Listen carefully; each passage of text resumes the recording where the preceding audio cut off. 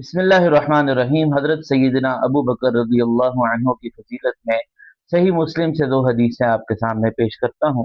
हज़रत अनस बिन मालिक रज़ी अल्लाह अन्हु रिवायत करते हैं, अन्ना अबा बकर सिद्दीक़ हद्दसहु क़ाल, कि हज़रत अबू बकर सिद्दीक़ रज़ी अल्लाह अन्हु बयान करते हैं कि नज़रतु इला अक़दामिल मुशरिकीन अला रुऊसिना, कि जब हम गारे हिरा में छुपे हुए थे तो हम नीचे की तरफ थे और हमने मुशरिकीन के कदमों को अपने सर के बराबर पाया। व नहनु फिल गारी, गार में। फ़कुल्तु या रसूल अल्लाह, मैंने अर्ज किया अल्लाह के रसूल, लव अन्ना अहदहुम नज़र इला क़दमैहि, अगर किसी ने भी अपने कदमों की तरफ देख लिया, अबसरना तहत क़दमैहि, तो हम तो वहां पर नजर आ जाएंगे। फ़क़ाल या अबा बकरिन, आप सल्लल्लाहु अलैहि वसल्लम ने फरमाया कि ए अबू बकर, मा ज़न्नुका बिस्नैन, तुम्हारा उन दो बंदों के बारे में क्या ख्याल है, अल्लाहु सालिसुहुमा, कि अल्लाह जिनका तीसरा हो।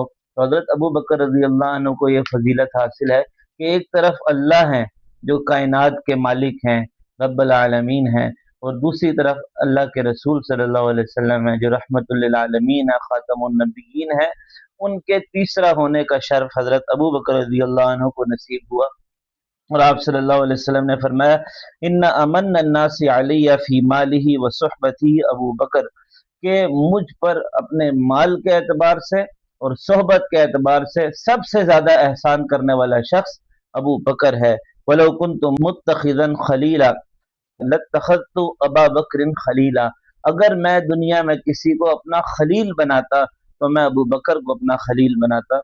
वलाकिन अखुवतुल इस्लाम, लेकिन इस्लाम का भाईचारा काफ़ी है, मजीद उसमें किसी इजाफे की ज़रूरत है ही नहीं।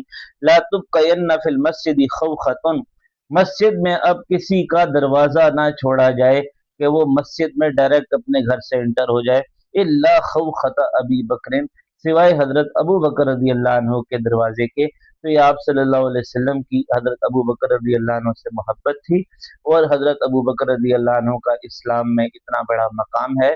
अल्लाह ताला हमें भी अपने असलाफ की, अपने बुजुर्गों की इज्जत करने की तौफीक अता फरमाए और उनके नक्शे कदम पर चलने की तौफीक अता फरमाए।